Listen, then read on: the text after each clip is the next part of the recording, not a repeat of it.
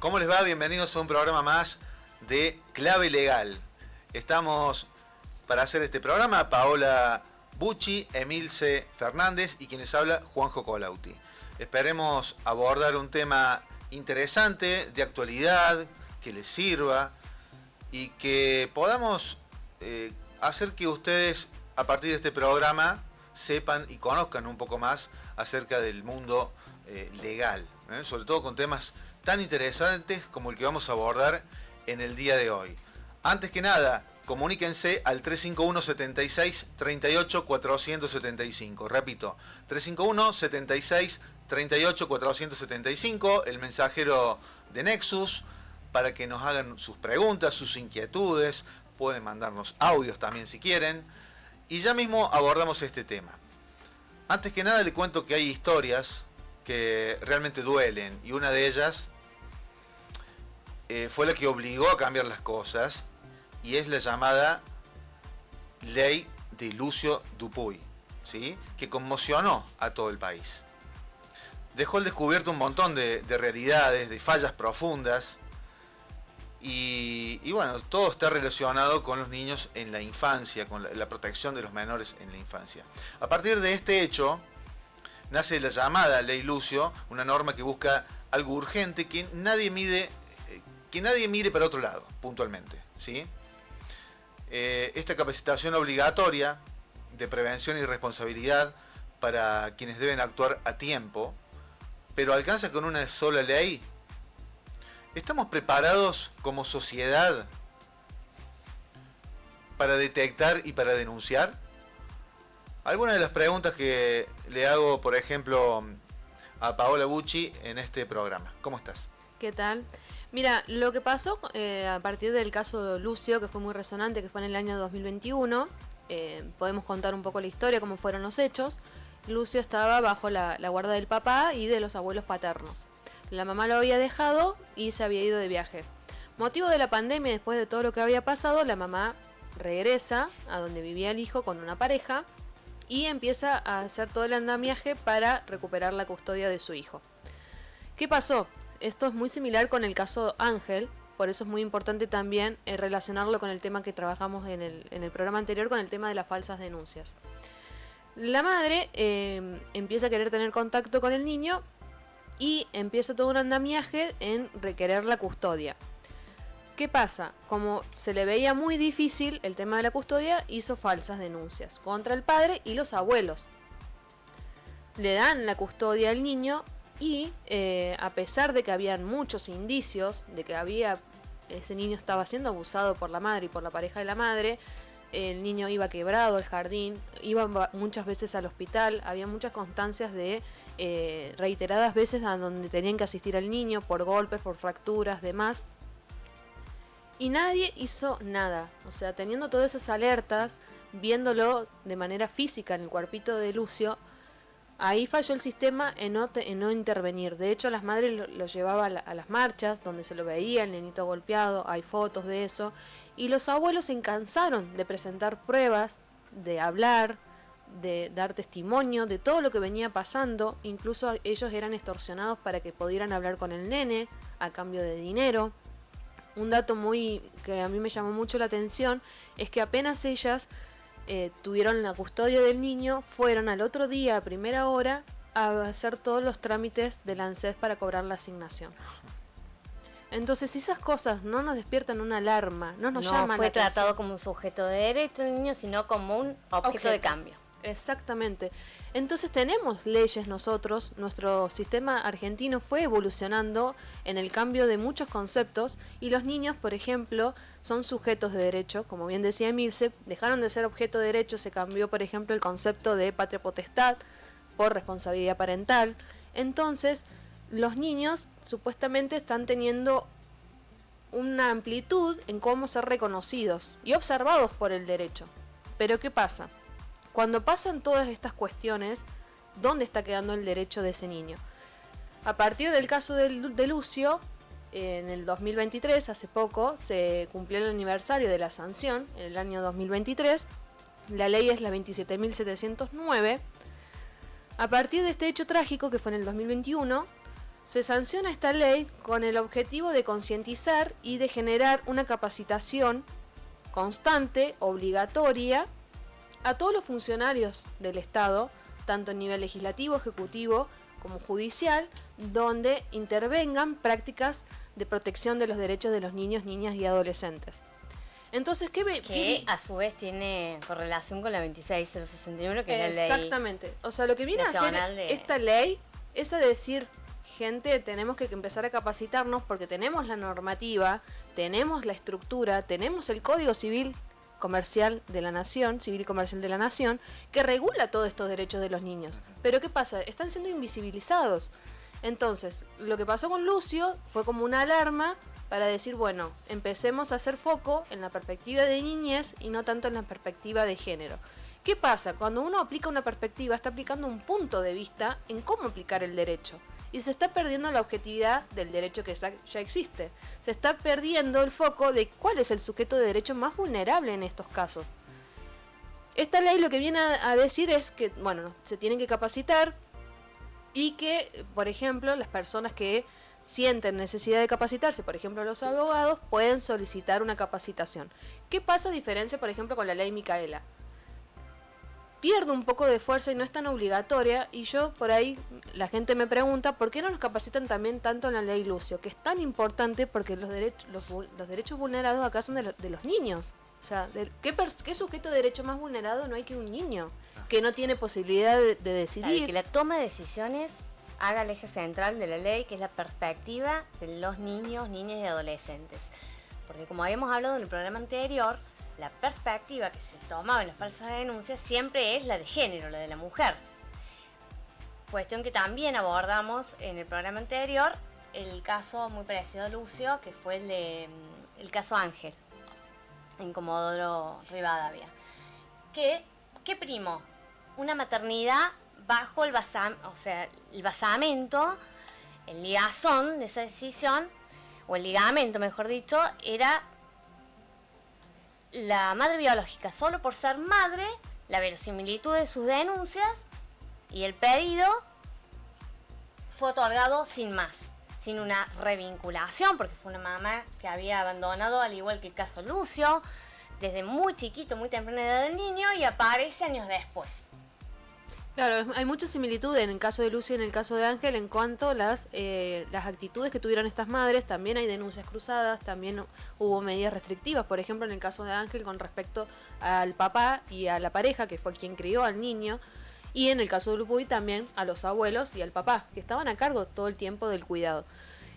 Entonces, lo que llama la atención es que por ahí, justamente volviendo a tu pregunta del inicio, a veces con la ley no alcanza. O sea, esta ley viene a remarcar derechos y leyes que ya existen, normativa en un código que ya existe, que es el derecho del niño a ser oído, a tener en cuenta su capacidad progresiva, a tener en cuenta su vida, su desarrollo psicoemocional, quiénes son sus vínculos, su entorno familiar y muchas cuestiones que quedan desdibujadas al aplicar una sola perspectiva y no una objetividad. El caso de Ángel, la verdad que es un tema muy complicado y muy difícil de digerir, porque si a través de lo que pasó con Dupuy se sancionó una ley para efectivamente tener más mirada y más foco en lo que pasa con los niños, y efectivamente lo que estamos viendo que esta ley vino a mostrarnos que hacía falta esto, pero parece que quedó en el medio camino.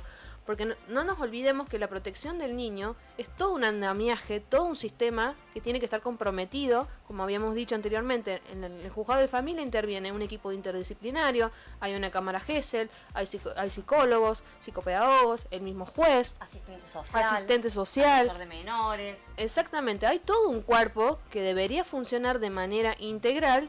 Y por ejemplo lo que está pasando, que también con las falsas denuncias se pone un poco en vista el tema de los psicólogos, que es un tema muy delicado, pero por ejemplo los informes psicológicos no son vinculantes, son una herramienta que tiene que tener el juez para tener en miras qué decisión va a tomar.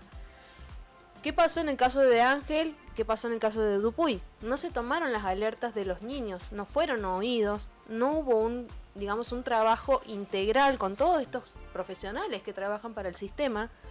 No hubo un trabajo serio y se desdibujó la protección real del derecho del niño.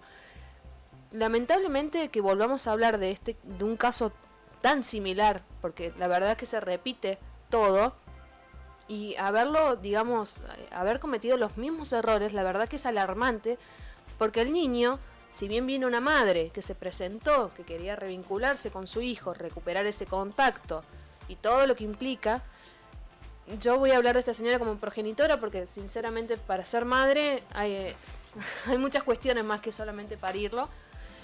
Y no se tomó en cuenta que él tenía un centro de vida, que tenía un jardín, que tenía su habitación, que tenía sus juguetes, que tenía una rutina armada. Él directamente pasó a ser un objeto que tenía que ser entregado a la madre para cumplir con el deseo de esa madre. Entonces, ¿dónde quedó el derecho de ese niño a ser oído? Todos vimos el video donde él rogaba que no se quería ir. ¿Cómo se está utilizando la justicia para imponer este tipo de decisiones? O sea, fue un oficial de policía a directamente arrancarlo de la casa. Y con esto de que la verosimilitud del derecho, esto con que van, denuncian, piden y no obtienen una, digamos, una revinculación progresiva, continua, asistida, monitoreada, siendo que hay muchos agentes dentro de un proceso que están que deben comprometerse e inmiscuirse, monitoreando cada etapa. No es entregarle a una madre que hace tantos años se fue, sacarlo, extraditarlo al niño de su centro de vida, cortarle sus lazos afectivos. Sabemos que en las primeras edades, en las infancias, los vínculos suelen ser los sostén en todo sentido. No, ni hablar la edad que tenía, pobrecito, 4 años. La madre lo dejó cuando tenía 1 año, o sea, donde él más creció y se desarrolló y empezó a crear los vínculos y a tener el afecto, fue en esta etapa. Claro. O sea, ni siquiera medir tampoco la edad del niño. O sea, y tengo una pregunta, por ejemplo, porque está bien, en el caso de Lucio había denuncias, había pruebas, nada más que no se lo escuchó, tanto los abuelos, bueno, a toda la gente que lo denunció. En un caso de un ciudadano común, que a lo mejor sospecha de algún caso de violencia, ¿cómo hace para denunciar? Supongamos un vecino. Uh-huh. Tiene que tener sí o sí pruebas para llevar a la justicia. Puede ir a denunciar. Mira, acá me parece que puede pasar algo. ¿No pueden ir a ver? Sí, de hecho, uno de los puntos que prevé la ley Lucio, que digamos expandió un poco esto de mirar los derechos del niño, es que está la protección y se puede hacer una denuncia anónima y está la protección de la persona que denuncia y mantener el anonimato y la protección de esa persona. En el caso, por ejemplo, de Ángel, lo que pasó, vecinos salieron a decir después que se escuchaban los llantos. Pero con posterioridad. Pero todo con posterioridad al hecho. ¿Por qué? Porque está esta ley, pero no se está haciendo conocida de qué se trata. Claro, hay que difundirla. Hay que difundirla, hay que alentar a las personas a que se involucren, a que no tengan miedo, porque esta ley prevé la protección del denunciante y prevé que todo el sistema se tiene que, digamos, girar en la perspectiva del niño y en la protección de ese niño. Entonces, así como está funcionando el sistema para la ideología de género en muchas cuestiones que funciona rápido, también tenemos que empezar a aceitar que también existe, y empezar a implementarlo, porque si las personas quedamos en yo escuché, me pareció, y no se involucran, o sea, los vecinos escuchaban realmente conflictos, pero bueno, y en caso de que se involucren aún más, porque así como hay vecinos que no se involucran o que tienen miedo, hay vecinos que sí se involucran, hay gente que escucha algo y quiere ir a denunciar y lo hace. Bueno, en ese caso, ¿cuáles serían las pruebas válidas? ¿Un audio de celular, un video? ¿Eso sirve? Testimonio es testificar. Lo que uno ha escuchado, visto, es por los sentidos. El testimonio es aquel que da una declaración, que atestiguó, porque escuchó, porque vio, porque implica el conjunto de los sentidos. Eso implica. Entonces, si no puede grabar, porque no es factible, porque no es muy nítido, porque no se puede acercar, porque lo que fuere, porque teme incluso acercarse al foco del conflicto, que muchas veces suele escalar a niveles graves, basta con dar declaración, contar ante la policía o irse a la comisaría más cercana y pedir al fiscal de turno y hacer la denuncia, porque ante la policía hacemos exposiciones. Tiene como otro nivel jurídico, digamos.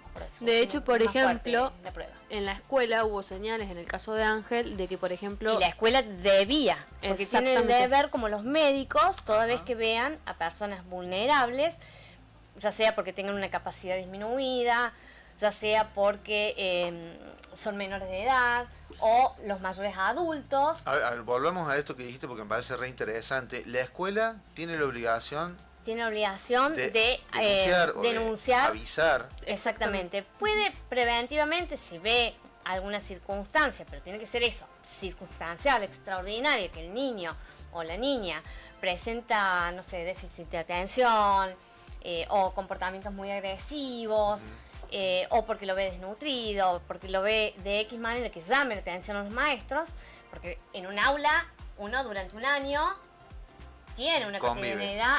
Exactamente, saben quiénes son. Y por ejemplo, en el caso de una maestra que ve una situación así, ¿directamente va a la justicia y lo denuncia o tiene que hablar con la directora del colegio, tiene que presentar, hay algún tipo de burocracia o solamente ella? Hay protocolos que normalmente lo primero es hablar con los padres. De hecho, el caso Ángel, salió el colegio a decir que había hablado con la madre porque se dormía, porque iba con hambre y demás. Pero eso no debe haber sucedido una vez. Si hace 4 meses que lo tenía, creo la mamá, o 5 meses. Sí. Entonces, supongamos, bueno, hubo un periodo de vacaciones también. Claro, sí. Pero uno se puede dar cuenta en la cotidianeidad. Si las conductas se siguen repitiendo, si después de hablar con los padres. Ahí sí, a través de la dirección tiene que tomar las medidas de hacer la denuncia. Vuelvo. Es una exposición ante la comisaría más cercana o en la misma comisaría se busca a un fiscal de turno, todos tienen fiscales de turno en cualquier comisaría más cercana y se hace una denuncia que tiene un poder probatorio. ¿Una exposición o una denuncia? ¿Cómo se, ¿Es lo mismo? ¿No es lo mismo? No es lo mismo, no. Una exposición se hace ante un agente de policía. Claro. Pero esto no tiene la facultad, digamos, de hacerlo o elevarlo, sino que va a tener que volver para ratificar.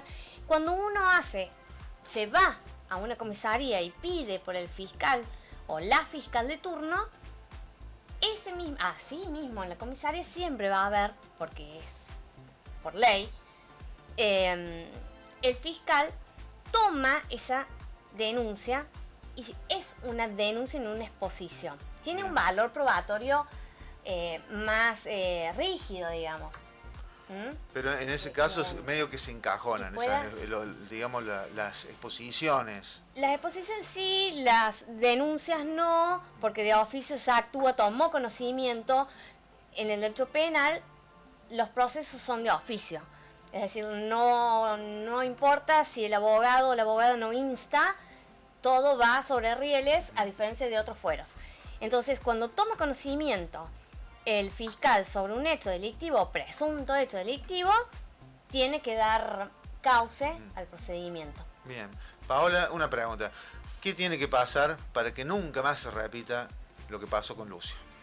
Yo creo que hay que hacer un llamado de atención, hay que hacer un mea culpa dentro del sistema jurídico, tanto los funcionarios, más que nada la justicia, los abogados, y llamar a la gente a que forme parte, a que sea consciente de lo que está pasando, y para que no haya más casos ni como Lucio ni como Ángel, hay que empezar a cambiar el foco y ver más con perspectiva de niñez, proteger realmente a los sujetos que son más vulnerables, en este caso los niños.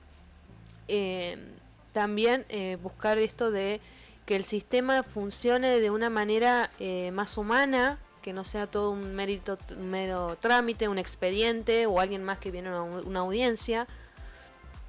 Lo importante sería de que los abogados también empecemos a accionar en esto de proteger realmente al niño, y como dijimos en el programa anterior, cuando tenemos casos de familia, hacer foco en los niños y en las consecuencias que estos tienen cuando se realizan procesos judiciales, tanto en lo penal, en lo que es violencia, en lo que es alimento, en lo que es cuidado personal.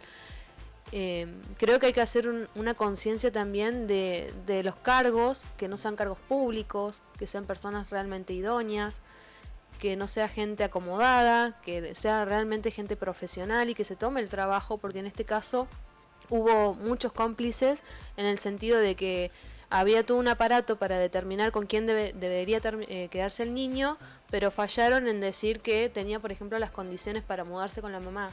No hubo comprometerse y que estén a la altura del cargo. Sí, y vincularse más con el niño, que ese derecho, el derecho a ser oído del niño no sea conveniente para cual o cual situación, sino que sea siempre, que siempre sea tenido en cuenta, que no sea tenido en cuenta solamente cuando vaya para un lado, por ejemplo, que acompañe la perspectiva, porque por ahí yo tomo las palabras de Fátima Silva, una abogada también en Derecho de Familia, que ella decía, realmente se escuchan los niños, y entonces lo que ella planteaba era que capaz que si Ángel realmente hubiera sido oído, no hubiera dado la respuesta que el sistema quería escuchar. Ángel hubiera preferido quedarse con su papá, con su casa, con sus juguetes y no ir con la mamá. Claro. Y bueno, lamentablemente tenemos que vivir esta realidad en esta querida Argentina y bueno, nos hemos informado de varias cositas que tienen que ver con esta ley. Así que, bueno, queremos que la gente participe, que se comunique. El teléfono es el 351-76-38-475. Mándanos tu mensajito de audio, tu inquietud, con temas como este que tratamos hoy o con temas relacionados, porque en los próximos programas vamos a hablar de temas similares a estos, que son de actualidad, temas que realmente hace falta que sepamos de qué se trata y cuál es el respaldo legal que tenemos. Bueno, Paola, Emilce, la verdad Gracias, que Paco. un gusto tenerlas en nuestro programa en Clave Legal. Será hasta el próximo programa. Nos encontramos acá por Nexus. Chau, chau.